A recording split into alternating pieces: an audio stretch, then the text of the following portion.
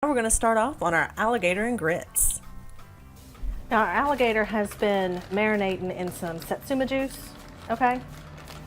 You can use regular orange juice. I just happen to have some satsuma juice left in my freezer. It's a little sweeter, but I like the acid content in it anyway. So this marinated overnight, and I'm just going to drain the juice out and season the alligator and put it in the skillet. All right, let's get that Thermidor star burner going. There we go. I'm going to get the grits going first before I fry up the alligator. For this amount, I need 4 cups of stock or water to 1 cup of grits.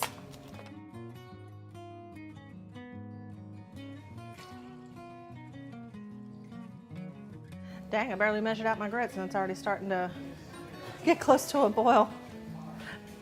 Might need to back that down a little bit here in a minute. Okay, so that's 4 cups of chicken stock. You can use water. You can mix in a little bit of milk if you like your grits creamier, but since we're doing a savory dish with the grits today, Franklin was asking me, why are you using chicken stock in your grits? And I said, well, I do that whenever I'm doing like shrimp and grits or grits and griots or whatever. I use stock in the grits for a little extra layer of flavor. And y'all, since we're doing alligator and grits, I'm gonna use an alligator sausage. This is one I have found at DeLon's. It's our friend Danny Berthelot who owns Gator World. He actually breeds gators and sells them for the leather and all that good stuff. And he said, hey, why not a smoked sausage too?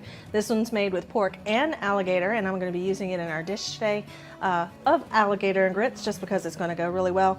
And it's really good right out of the skillet too. So I'm gonna chop this up and toss it in the skillet with our alligator. Look at this, nice clean sausage too, looks good. And you notice it's a little lighter colored because it's got alligator in it. All right, so we just throw this in here.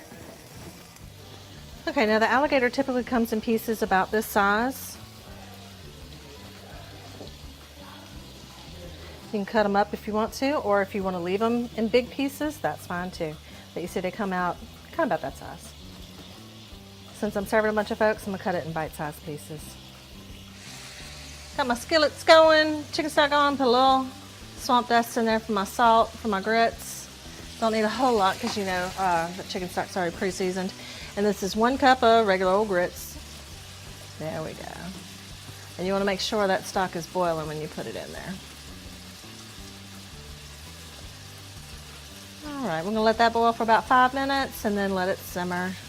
And then we're gonna add in our cheese. To serve this today, I added 2 cups of shredded Gouda cheese to the grits, but of course you can use any kind you like. For the recipe, go to our website, theoutdoorkitchenshow.com. Okay, our sausage is done. So into this yumminess here, I'm gonna put our gator. Okay, and of course I seasoned it with a little magic swamp dust. And I'm gonna kind of flatten it out in the skillet so it all gets browned a little bit. How we doing here, Gator? Oh yeah, turning brown, I like it. And this has only been 2-3 minutes already. So, got my grits on that extra low setting over there. Let's see how we doing here. Pretty. Get all them good bits up. Add my sausage back in.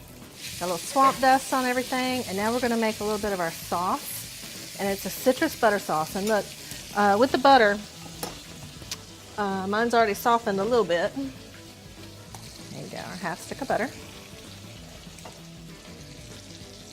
And some freshly squeezed orange juice.